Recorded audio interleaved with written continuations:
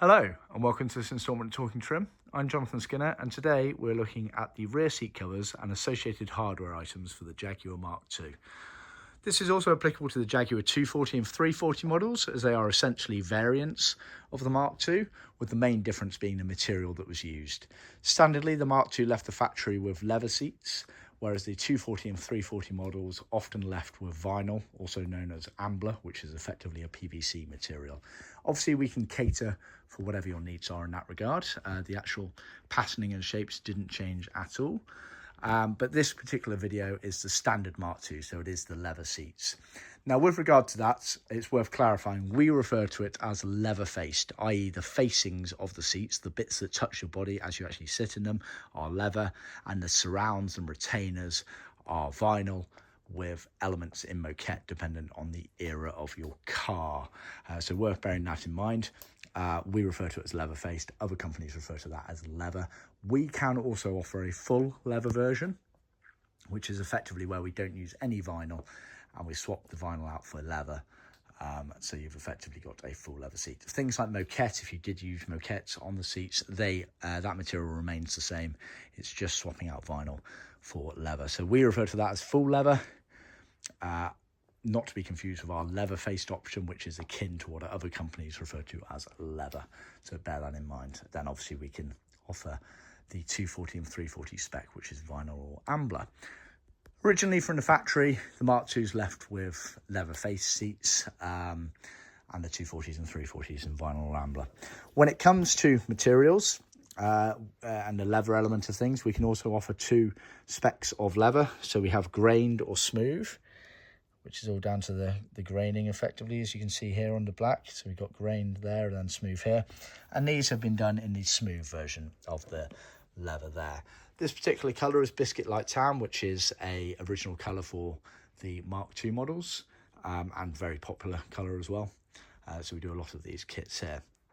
So this rear seat kit consists of, if we just go over the parts individually, you get the rear seat bench cushion, effectively, the bit your bum goes on. You then get the backrest squab, which is the back, bit you lean against at the back. You then get the pre-sewn armrest in the middle and some loose materials that end up being trimmed into the armrest, including the tab here. And then you get this piece of piping here, which effectively gets tucked on the underside here around the back, which I will show you in a second, essentially directly below the rear window. So that is the rear seat cover kit.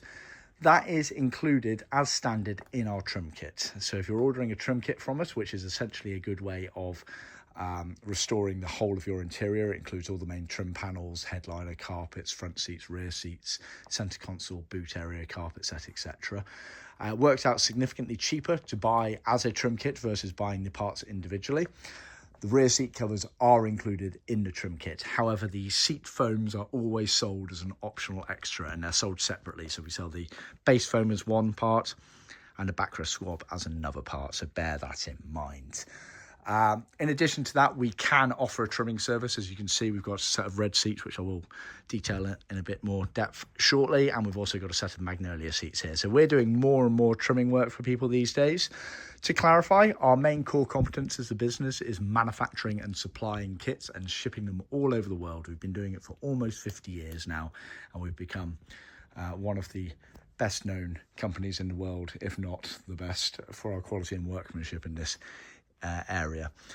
We don't have the capacity to take cars in, but we are getting involved more and more in trimming of things like seats and center consoles, items that you can take out your car and send to us. And you'd be amazed how many people from all over the world are actually sending us their seats so that they can make sure that the John Skinner kit is trimmed to the way that it should be done to ensure the best quality and workmanship results in it. So we can offer that service.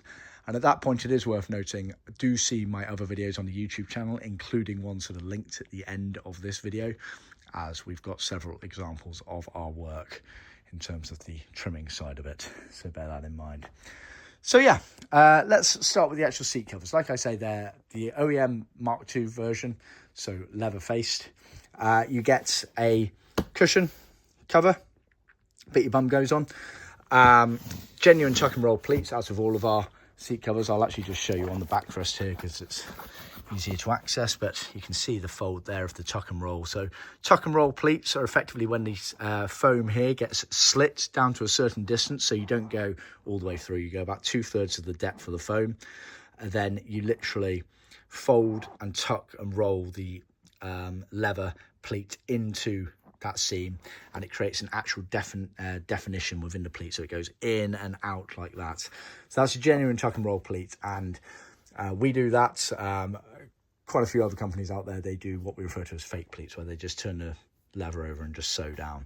So we do a genuine tuck and roll pleat, and all of our pleats foams are actually CAD cut on our CNC machine to make sure that the depth of the pleat is consistent. Again, something else that other companies don't do.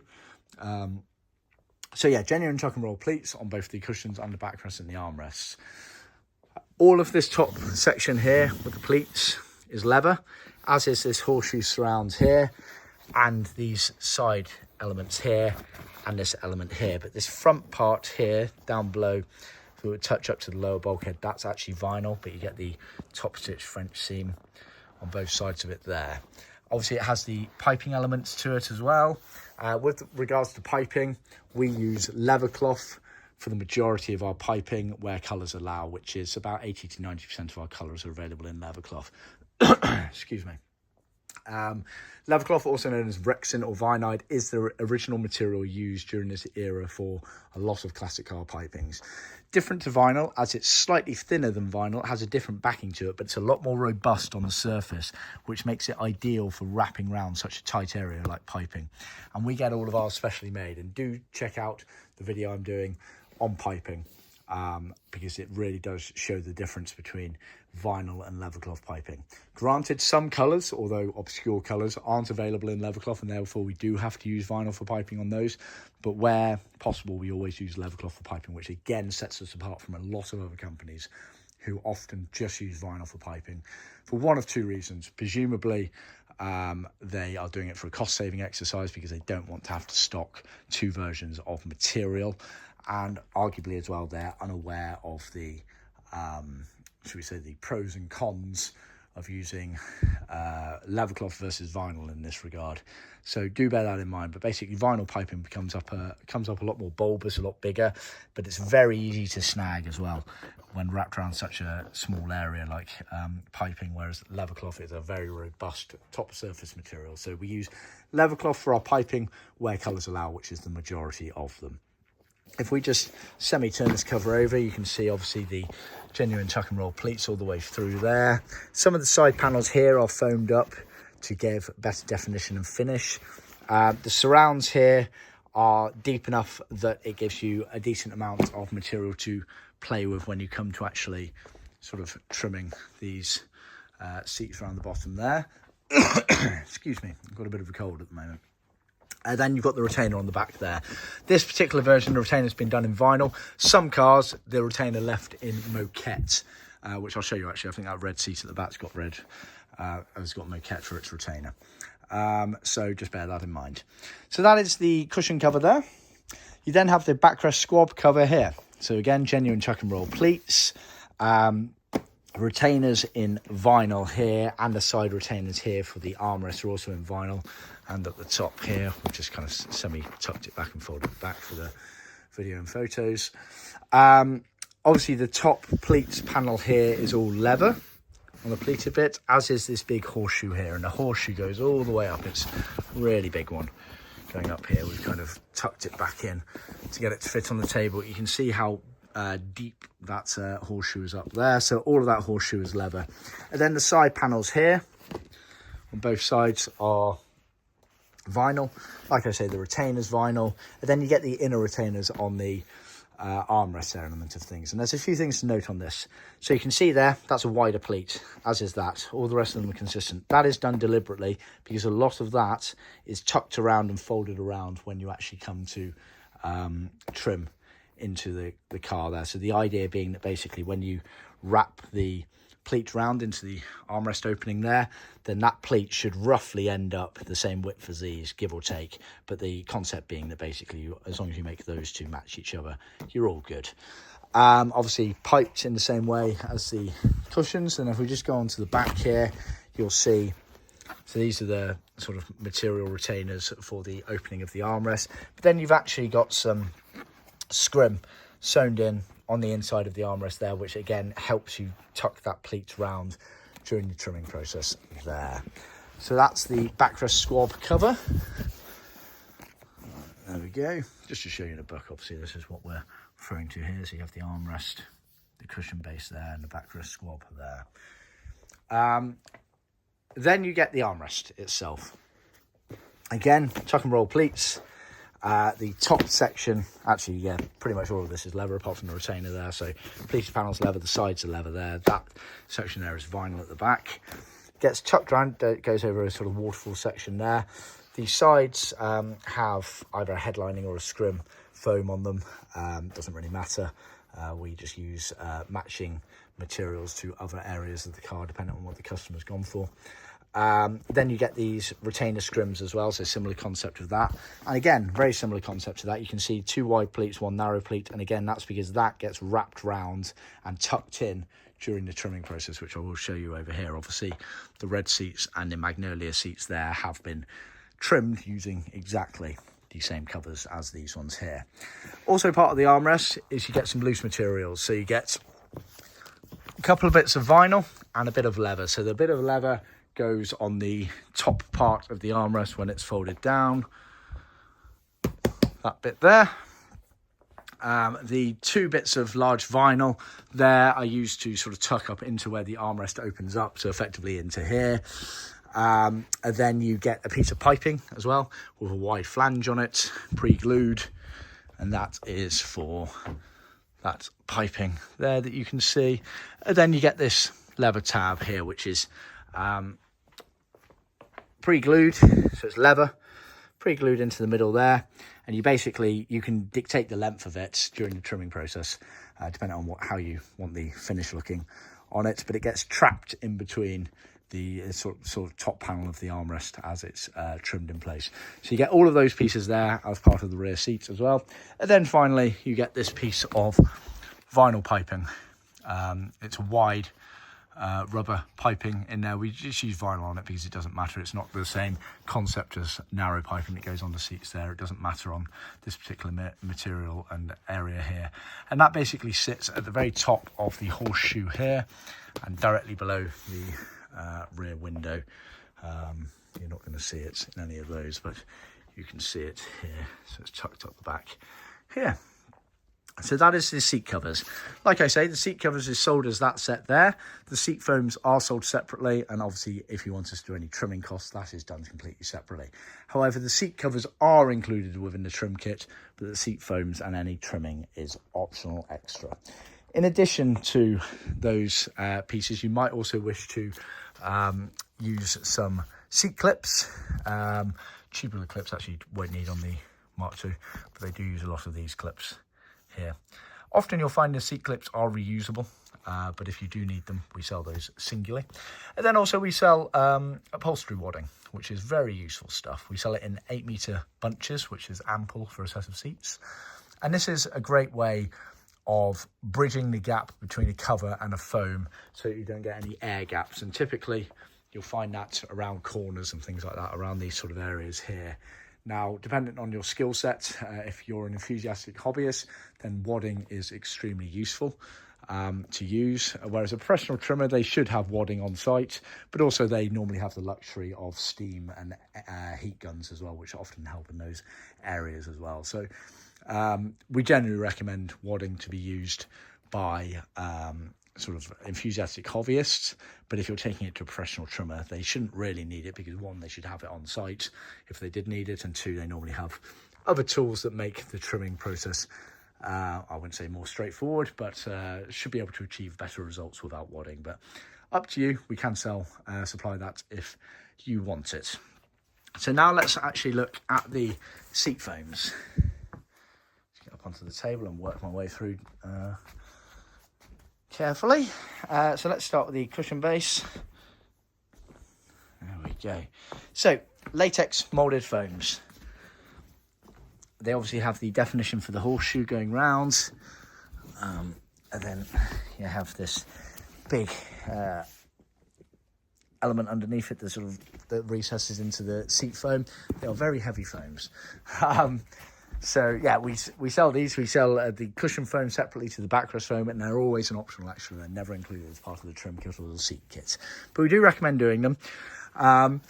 We basically say with seat hardware, always take a critical eye on your seat hardware. You don't want to be using not particularly sort of plump and packed out foams for retrimming a brand new set of seats. You're never going to yield the results you want to do. So you always want to have good foams underneath. If you're spending the money to get the seat kits, seat covers made and supplied, then we do recommend that you strongly consider replacing your foams as well. Otherwise you might come up a bit short when you actually come to trim the seat covers. So that's the cushion base there. Like I say, molded latex. That's the element underneath there. They do take a bit of manipulation to get them into place. You do need to sort of effectively push down and squeeze the covers in and put a good bit of sort of resistance on the actual foam itself. So do bear that in mind. I'm not going to go into too many of the trimming details on this because we do plan on doing some official videos and photos for that area there, so do let us know if you need any help on that. But yeah, cushion based foam, and then you have the backrest squab as well. So similar concepts, molded latex, has all of the recesses that it needs, etc., including the sort of gap around here where effectively the piping lays in for definition. Yeah, so that's the foams there. Now they are big, they are heavy, however we have a pretty good way of shipping these overseas, so it's not as costly as you might think for getting a big molded foam like that. So do bear that in mind, and we can talk about the costings on that. So I'm not saying it's overly cheap, but it's not as expensive as you would have thought. And like I say, we do ship these things all over the world, and it is worth that element of things, because brand new molded foams really do make the seat look good, which is obviously what I want to touch on now. So we've got a set here in Matador Red, and we have a set here in Magnolia. Excuse me again. Let's look at the cushions first. Oh yes, let's touch on the fact. So this one here you can see has the moquette retainer around the back here, but you've got lovely definition around this horseshoe here. It's got nice resistance to it there. Trimmed round. You can see the clips going around the bottom there. That's obviously the molded element of the foam underneath there at the back. But yeah, lovely job there, as you can see. I'm not going to spend too much time going over the trim seats because I have done separate videos showing these seats, so just bear that in mind. And then you've got the backrest squab as such. So this one here, that's just, oh, blimey, that's heavier than I thought it was going to be. There we go. Have a look at the back here. So you can see obviously this frame's been properly sandblasted and repainted, but that's where that sort of loose material goes on the back there to cover up the armrest. You can see all the clips around the bottom and around the sides. We generally recommend that you, and this is the piping, obviously the piping will get trapped in between the rear parcel shelf area and the seat, so it will come up a bit plumper than that. But we do recommend you use a good strong contact adhesive as well as seat clips during the trimming process on that one there. Obviously that armrest is tucked in, which I'll leave, well, you can see untucks like that using the tab, and then back in. And then let's go and look at this Magnolia set of seats here, which again we'll put the armrest down on this one here, but that's that top section. This is the vinyl that goes in there and turns around, etc. Yeah, so lovely job on those. But like I say, please do check out the other videos I've done detailing these trimmed up seats in more detail there. Oh yes, and let's have a look. You can see there obviously the pleat. That's the final pleat, which on the seat covers obviously looks quite a bit wider, but during the trimming process, because you end up pulling it round and tucking it in, it goes down to the same width as the rest of them. So yeah, that is the rear seat kits, associated hardware and trimming elements for the Jaguar Mark II, 240 and 340 models. Hope you found it useful. Like I say, please do check out my other videos. Some will be linked at the end of this one. Let me know if you've got any questions. If you do, please contact us via our website I look forward to hearing from you. Thanks for tuning in. Please remember to like, share and subscribe for other classic car enthusiasts. And I'll see you next time. Thank you.